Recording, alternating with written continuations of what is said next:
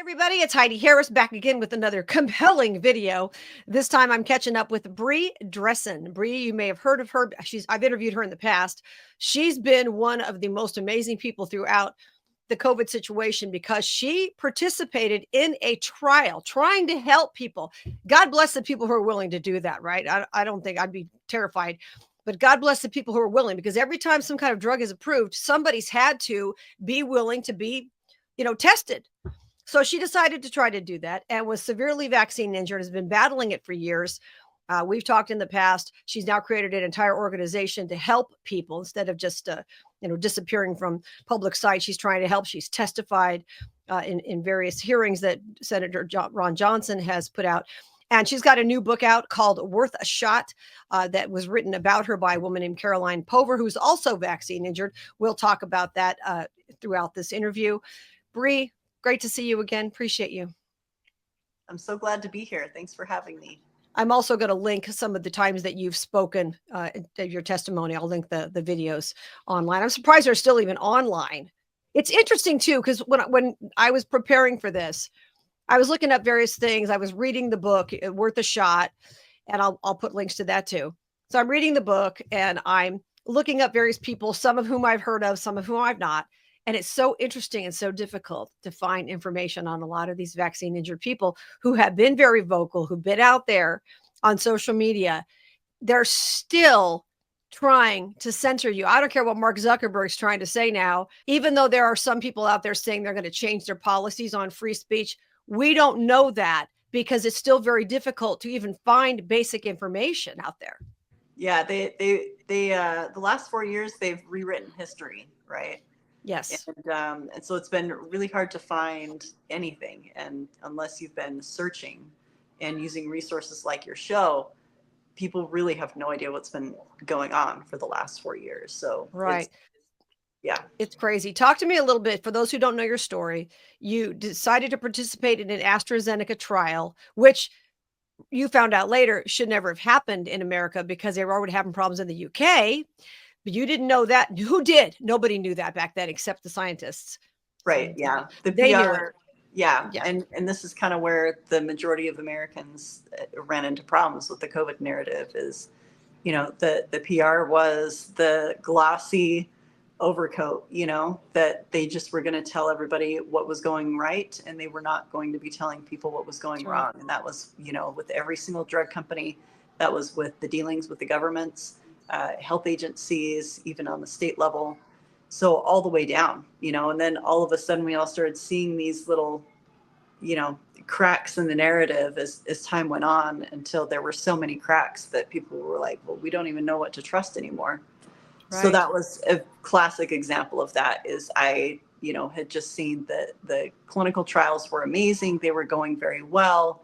And if you were able to jump in and participate, because the phase 1 and phase 2 clinical trials for all the COVID vaccines were a glowing success. And so it was like, okay, phase 3, they made it through phase 1 and phase 2. Let's go to phase 3 and let's jump in and help get everybody out of the pandemic. Yeah, that's what you wanted to do. People should remember too. You're a wife, you're a mom. You ran a little daycare at your house, and so you were trying to get back into everybody getting back together again. You were dealing with COVID. Parents, I think, had it the worst during COVID, trying to keep their kids occupied when they were isolated from their friends and all the nonsense. So when you got the shot, they had you sign, what was it, 26-page document? Yeah, a contract. Mm-hmm. And outlining all the things that they said they would do. As far as paying your medical bills, if necessary, anything like that, correct?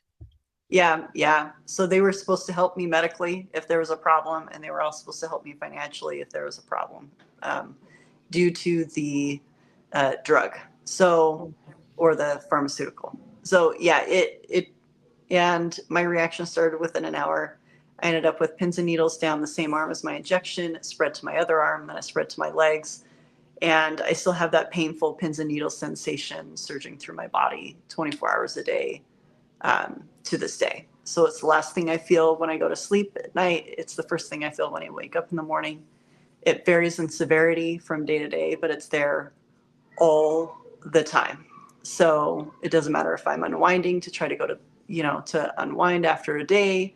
It doesn't matter. It's there. So the National Institutes of Health flew me out after a long, laborious, failed process with my home doctors. Because and that's important to know that you talk about that in the book. Carolyn Pover talks about that in the book, all the things that you went through prior to finally getting NIH to even look at you.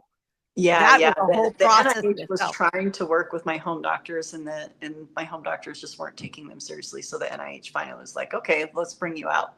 So when I went out, they diagnosed me with post-vaccine neuropathy, and they gave me medication that really did stop the progression of my illness to that severe of a degree. And it's really slowed the progression of it to this day. It's made it so I can get up and walk around, and I can do a couple of things here and there with my kids, not a whole lot. But yeah, so it's been quite the journey. And Caroline Pover did a phenomenal job at writing this story. She's an incredible writer, incredible friend. She's an award-winning author before writing this book. But what she's been able to put together is just a really compelling page turner that, whether you know someone that's been harmed by a vaccine, or even if you have questions about what actually went on during the COVID era and the extent to which these health agencies and the drug companies were willing to go to hide the truth, this book is it. It'll tell you what you've been looking for. I think so. And by the way, this book, all the proceeds from this book go to help people who are vaccine injured. Is there anybody who doesn't know somebody who's been hurt by the vaccine at this point? I don't know of anyone who can honestly say, I know no one who's had issues.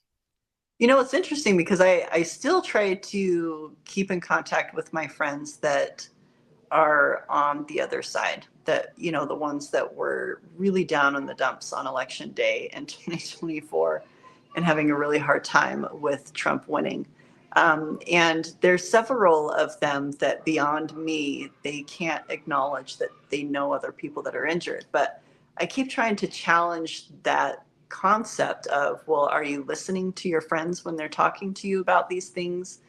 Because if you're harmed by a vaccine and someone's coming to you screaming about how the world needs to just take the COVID vaccines, that person is not going to open up to them. Mm-hmm. Say, well, you know, my life was wrecked by this, because the emotionally charged, you know, dynamic going on is something that people that are injured don't need to be engaging in for their own health.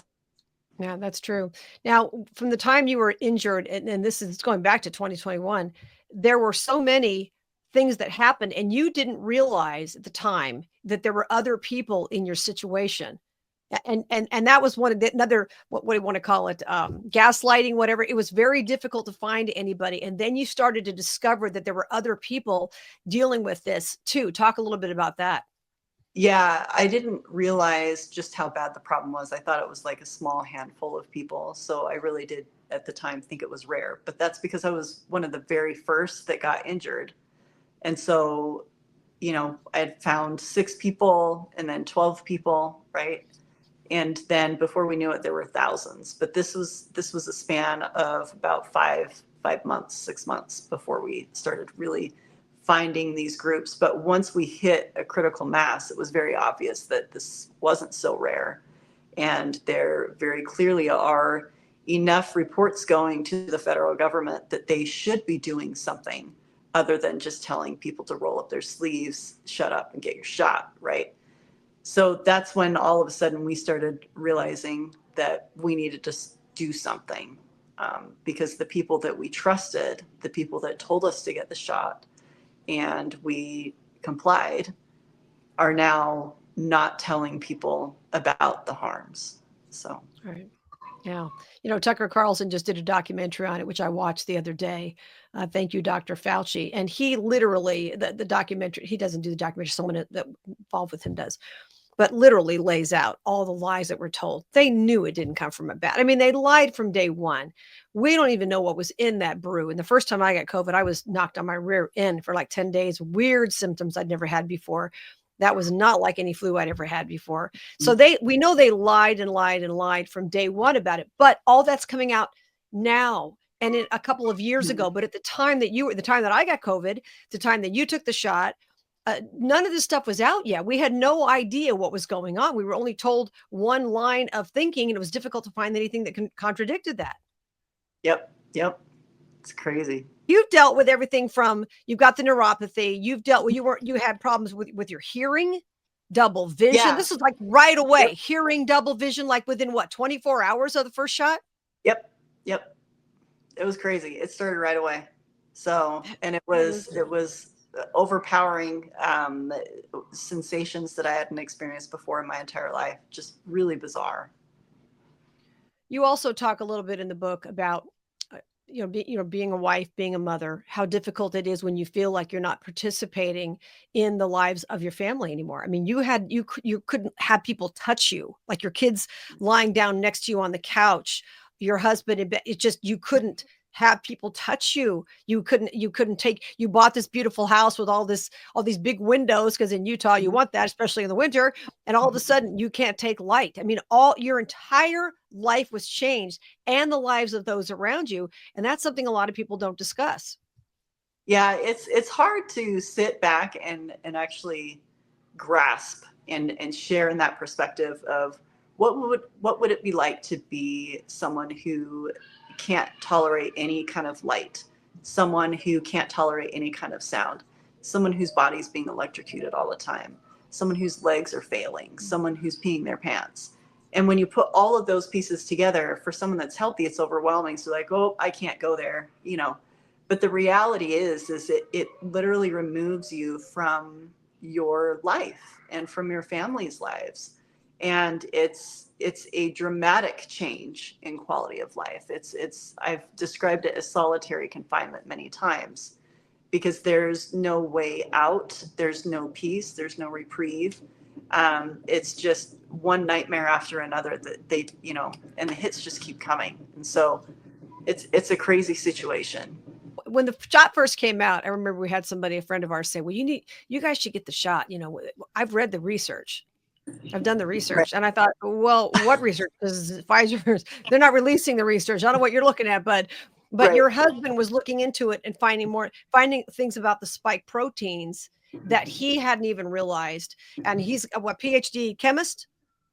Yeah. And at the very beginning of this, like I said, we were talking about the narrative, we were just following the curated science that was being fed through the media. But after my injury, then he started actually looking at the science, looking through the scientific papers, reading the footnotes, figuring out what these figures actually were saying. And it was nothing like what the media was actually alleging. And so he actually, and we described this in the book, but he got so disturbed by just how far off the narrative is from the truth that he actually went and threw up, because he was just so upset by just how big the lie actually is. Right.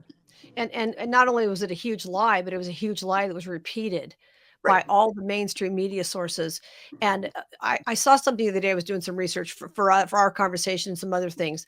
And I saw that YouTube had proudly removed 1 million videos that presented disinformation. They kicked me off my first YouTube channel for basically stating the 5 reasons I wouldn't get a shot. Never told anybody else what to do. I'm not qualified to give medical advice, but I just did a video on that. They took that off, shut my whole channel down, but they shut 1 million videos down because of disinformation. And pretty much everything all of us were saying, we're just asking questions, has turned out to be true since then. But they called it disinformation just because it contradicted either what they personally believe, somebody in there, some fact checker in their pajamas in their house, or right. Because of, the mainstream media or the media bosses, tech bosses wanted it to be that way, and they didn't want to hear anything else. So it's amazing how what's the best word? How coordinated the approach was to keeping us believing one thing, right? Yeah, and that's the one thing, like before we were red pilled, that's the one thing that we kept telling ourselves is, how on earth are you going to get that many people, like literally tens of thousands, hundreds of thousands of people, all working in a scam? It's not possible. There's going to be people that'll step out. There's going to be people that speak out. There's going to be whistleblowers. And that was like the construct that we felt secure in, right? That we thought society would take care of itself because people would come and speak out. What we didn't realize is that the people that do speak out and the people that do try to tell the truth are annihilated. They are Right. canceled, and then they are wiped off the face of the earth, and history is rewritten to essentially wipe them out of existence, in their professional credibility, any future career avenues that they may have, any reputation.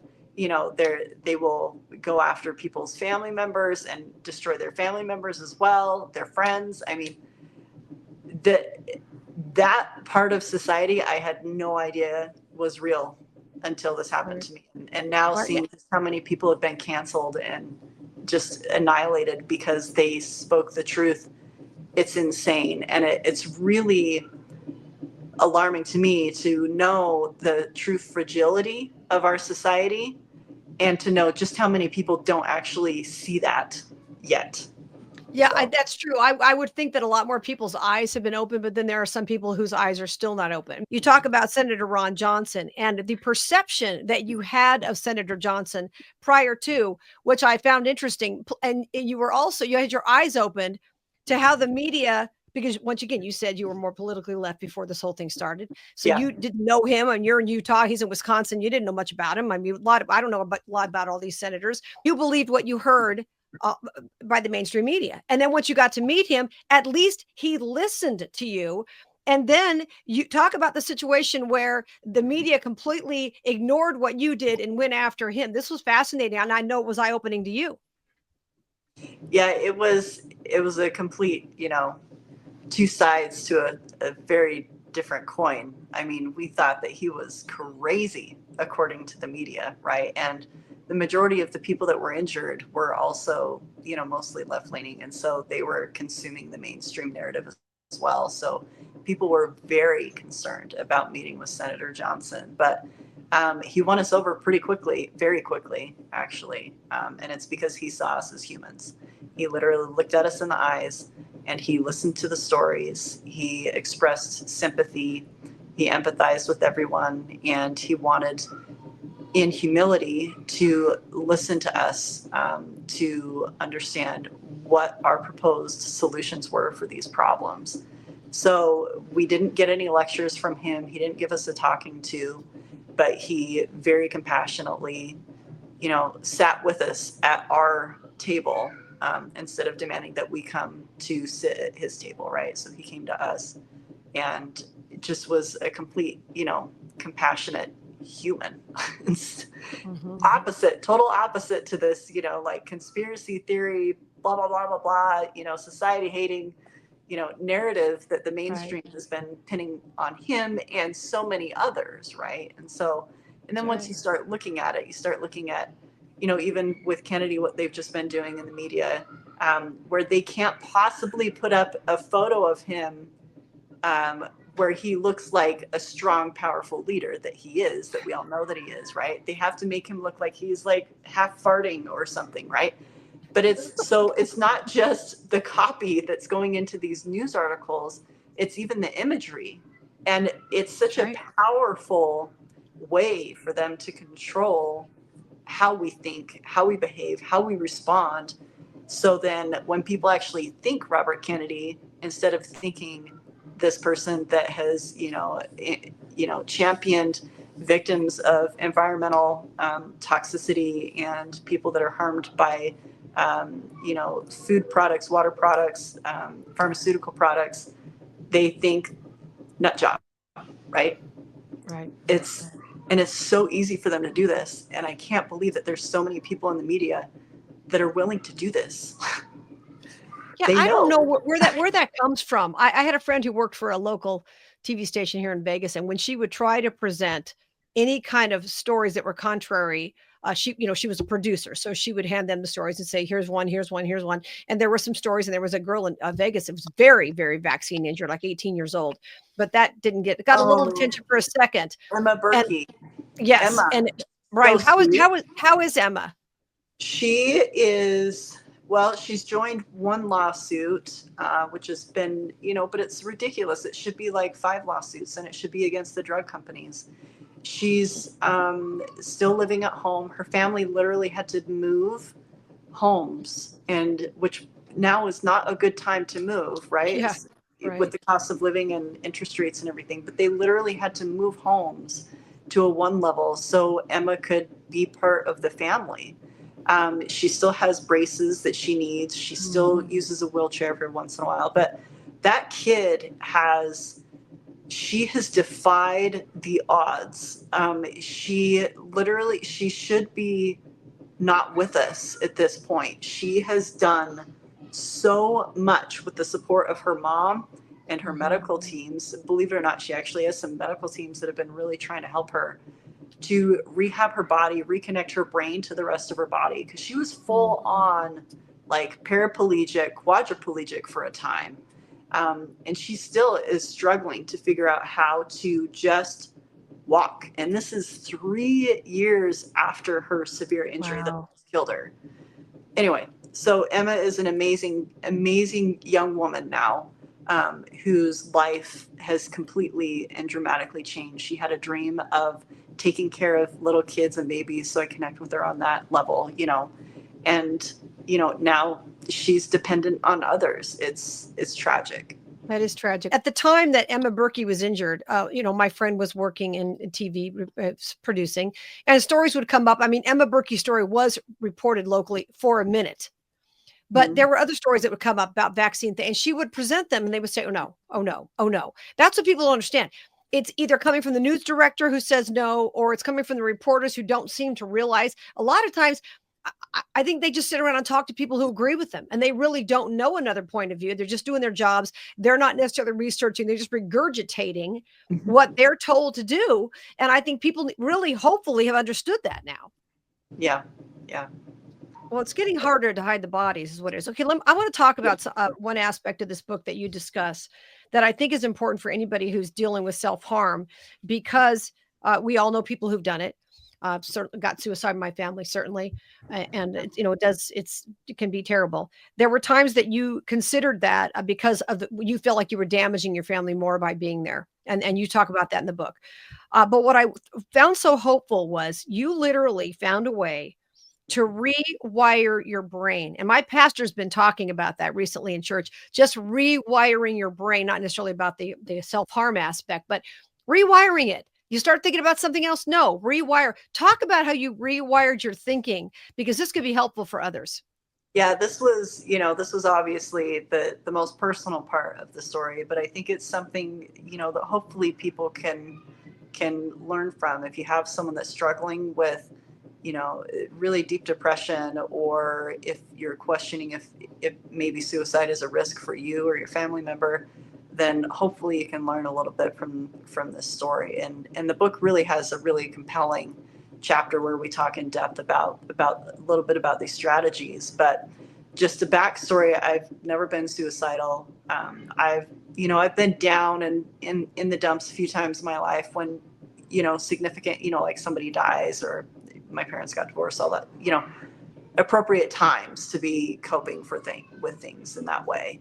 But I was never suicidal. I never experienced self-harm needs.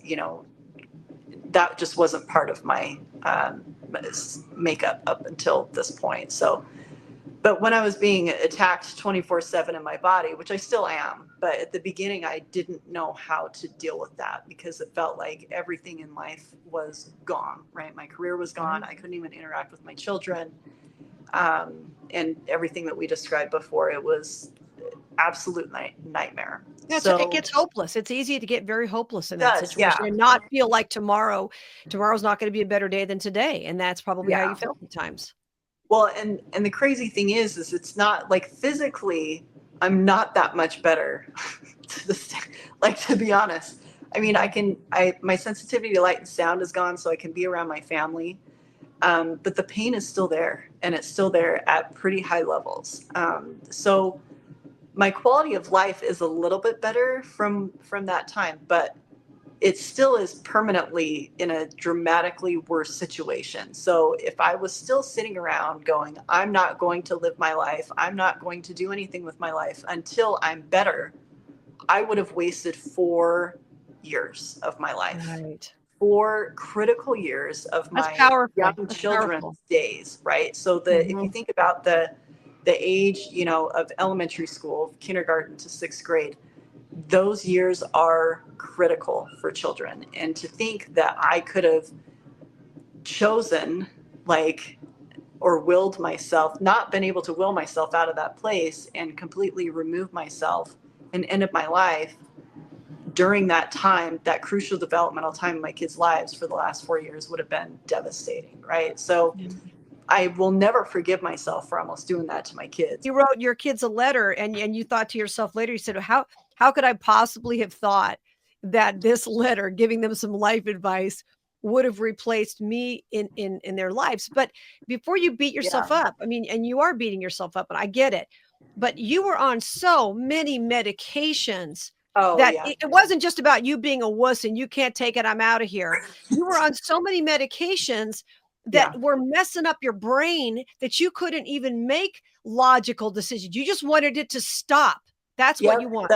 And that's the key with this, right? And people that are dealing with this from vaccine injury now, or pharmaceuticals, other pharmaceuticals do the same thing. There is this, it's incredibly hard to accept the new life.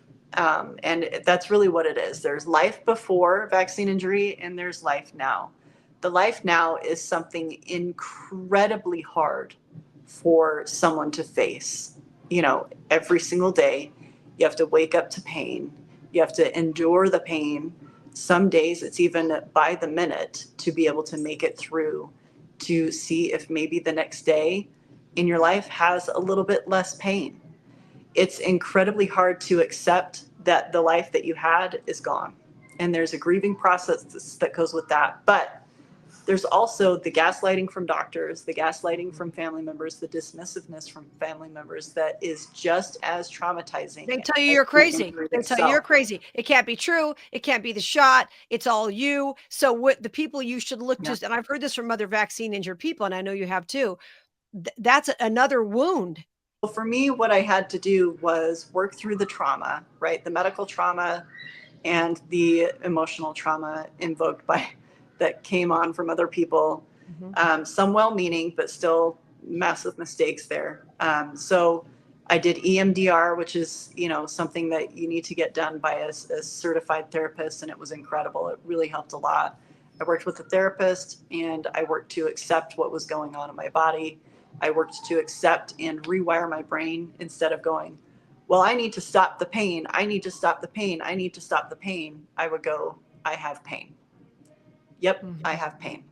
I have pain. And so I stopped that process of the brain telling me that I need to get away from the pain. And I had to learn to exist with the pain. And it's been a dramatic change. And then the other part of the brain that's like, well, this pain isn't going to stop, then I just need to be dead, right? And so that's where the suicidal ideation comes in, suicidal intention, and that's where it gets really dangerous.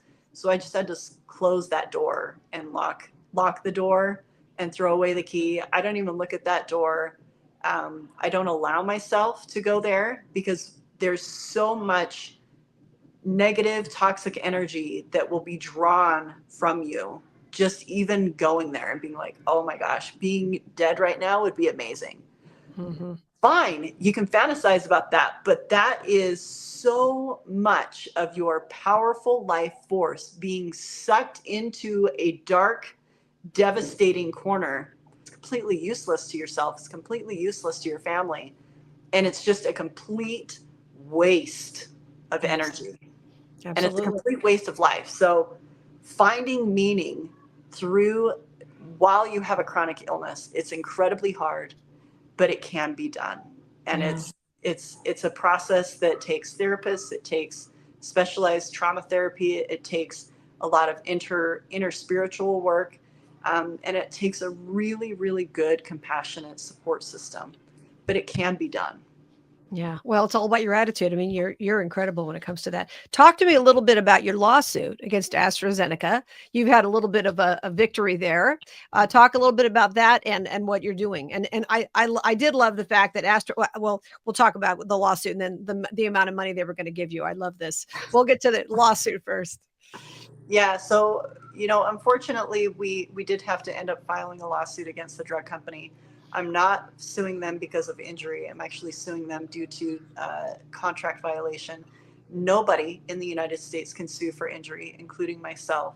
So they did not own up to their obligations in the contract to help support me financially in the event of injury or medically. So there's two pretty high hitting things that um, my injury and the suffering that happened after my injury, they are dramatically worse because of how the drug company mismanaged my case. They couldn't get away from me fast enough as soon as I was injured. So they offered me a settlement of $1,200. Before that, they sent me a payment of $590, which I did not agree to. They wired that money to my account anyway. Both of those cases, circumstances of offers of payment, came after the media brought them up in news stories or asked them for a statement. So it wasn't because out of compassion at all because of me. It was because they were about to look bad. So we filed a lawsuit and we went to court. Astra-Zeneca asked for the judge to dismiss the case, and the judge said no.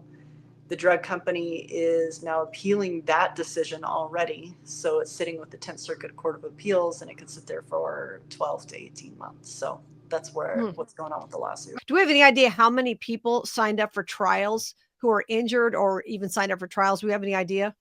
We actually don't, because it sounds like several drug companies fabricated some of the numbers of the clinical trial participants. But I do know for a fact all the people that I have connected with that have had injuries from the COVID vaccines in the clinical trials will all say that their cases were not reported appropriately in the clinical trial reports, and the drug companies themselves did not manage any one of the cases appropriately. So if something goes wrong in a clinical trial from a COVID vaccine, there is a very clear trend that the drug company does not end up to their end of the bargain. Unbelievable. Own up to their end of the bargain.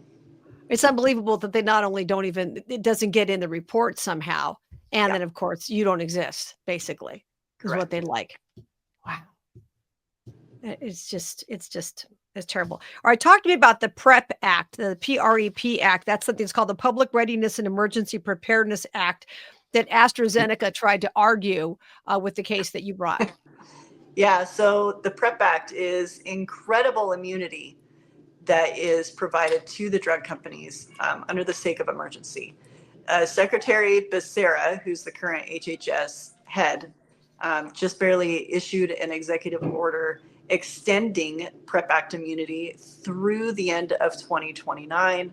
What that means is that if you are harmed by a COVID vaccine anytime through the end of 2029, you too will not be able to sue the drug company, and the drug company is protected all the way up to committing willful misconduct. So there's a whole lot of not good things that the drug companies are protected in this case. Now, what also that means is that there's a alternative remedy to be compensated for a vaccine harm. You're forced to file in a CACP program, which is a federally run program, which we all know how well those go. Oh, yeah. And has a 98% rejection rate.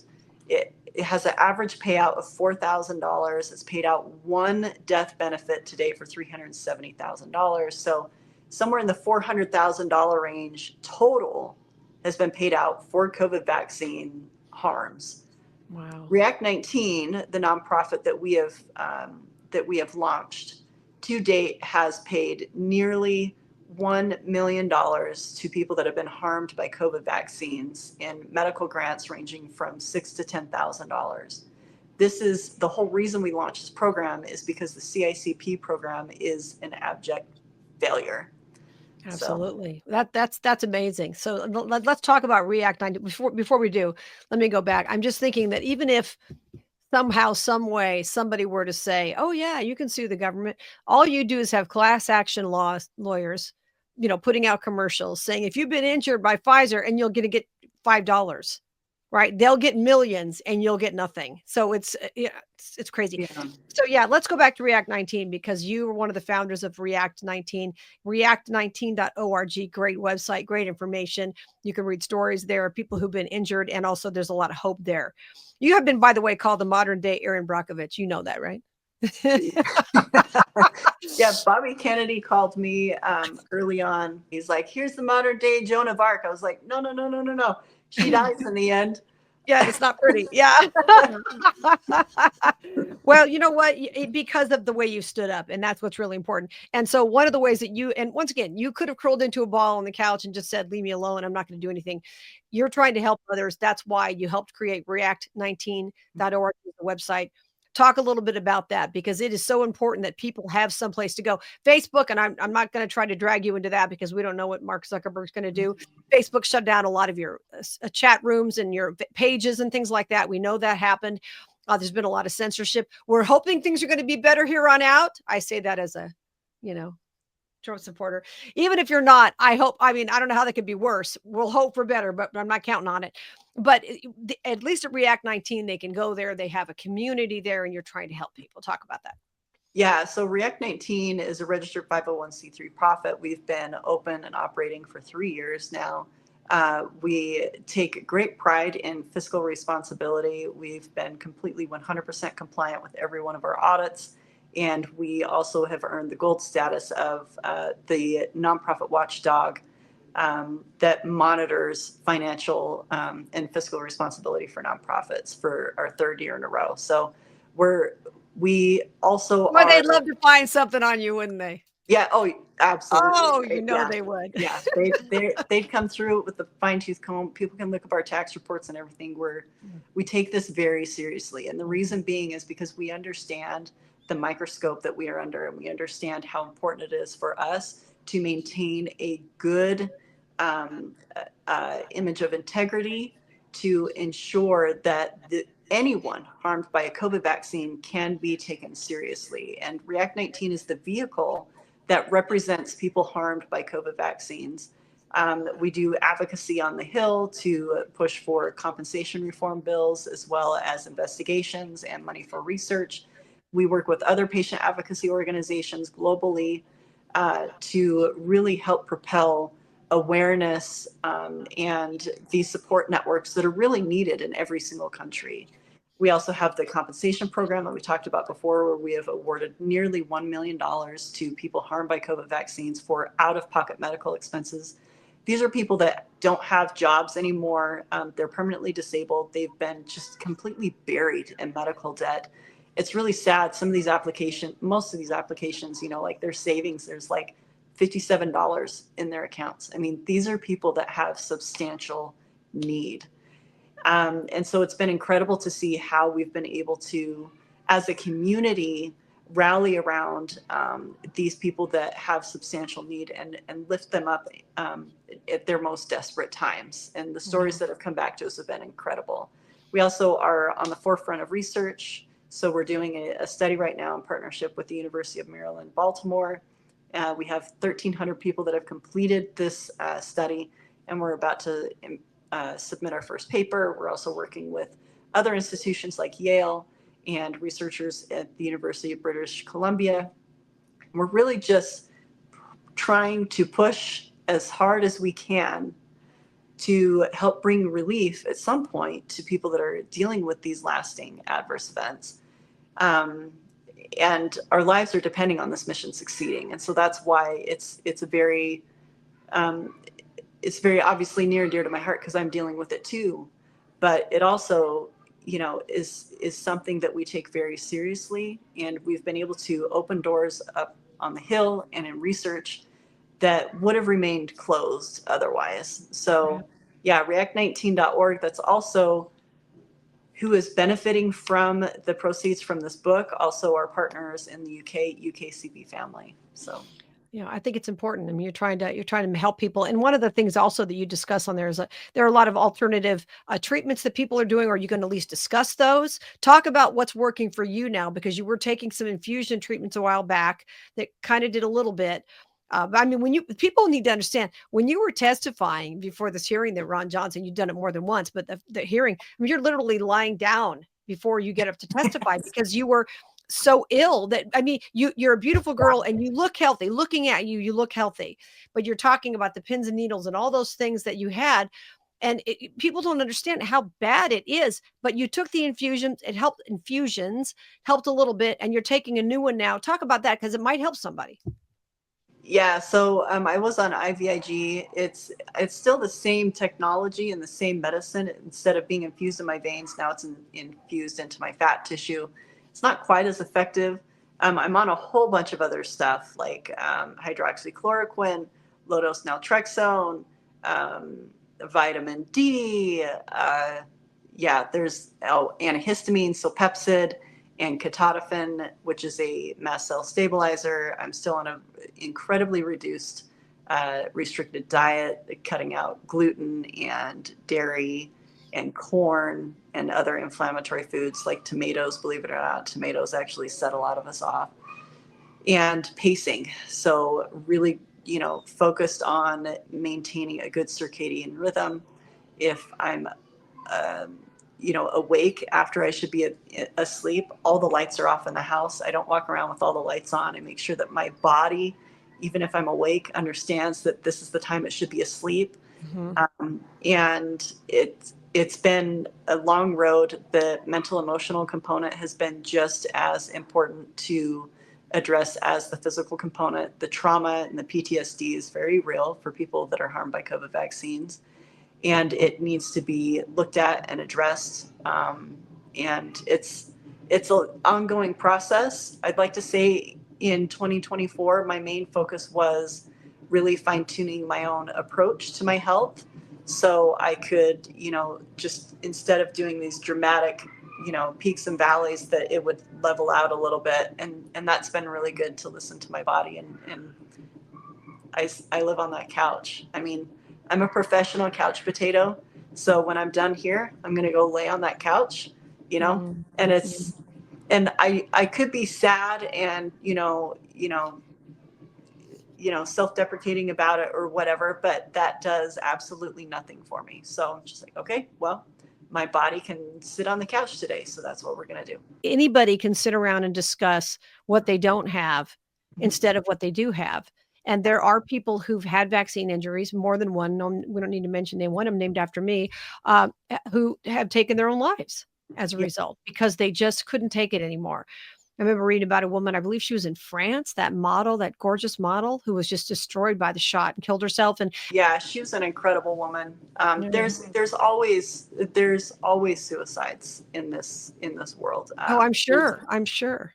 There's a lot of them, and I would never judge someone for doing that.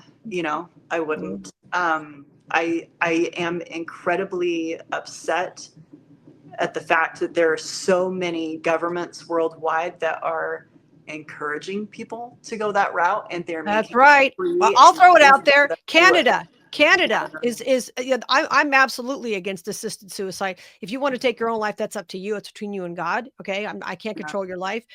I don't want government involved in it. As a medical provider, your patients are coming to you, and they're not just coming to you asking for help with relief. They're asking for some hope. And instead of being handed hope, you get handed a certificate to go die. Right. Like it's insane. And I understand, I understand people considering it, but at the same time, it's like, man, healthcare. It's not death.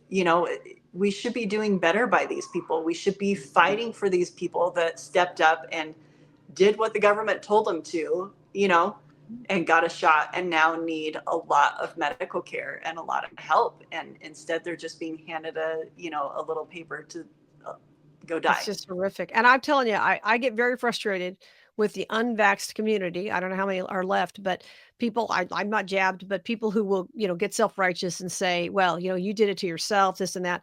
We've all done things that we knew at the time weren't a good idea. Okay. All of us have. You thought you were doing the right thing, trying to help humanity. Some people were coerced into taking the shot. Like, you're a single parent. You can't put food on the table if you don't get the shot. Right. people, their backs were up against the wall. I mean, I'm not, it's ridiculous Yeah. the government ever did that to them. And I am not going to judge these people. Nobody deserves to be the craziest wacko on The View, does not deserve to be hurt by the shot. That nobody deserves what's happened. And we've got to fight against this, or they're coming back again for all of us. Yeah. Yeah. And the only way we're going to be able to do that is together. Right. And so We that means have that to. we all need to foster a little bit of trust and humanity amongst each other. Separated, they're going to be able, and that's part of what's going on right now, right? It's very easy to separate people. It's very easy to look at someone else and look at them and go, oh, well, they're different from me in this way. They don't agree with me in everything that I want them to, so I'm not going to talk to them ever again, right? But that means that we're in separate camps. There's not enough of us, and we're not powerful enough. We don't have enough money to go against that massive beast. So we've got to come together We and do have look to at come what we have together. in common. And we all actually do have a very central mission in common. So Yeah. let's do it. Let's forget about the differences. Let's work on a couple of very central goals, and Yeah. let's make some change happen. I think we need to. I think we need to stick together as a society and try to help others as best we can. Listen, you are my hero. You've been amazing. You're a lot of people's hero, Brianne. You could have just, like I said, you could just sit on that couch all day long and not do anything for anybody else. And yet you're continuing to try to help people with whatever strength you have. Every day that God gives you is a day that you can make a difference. And that's what you're doing. You're here for a reason.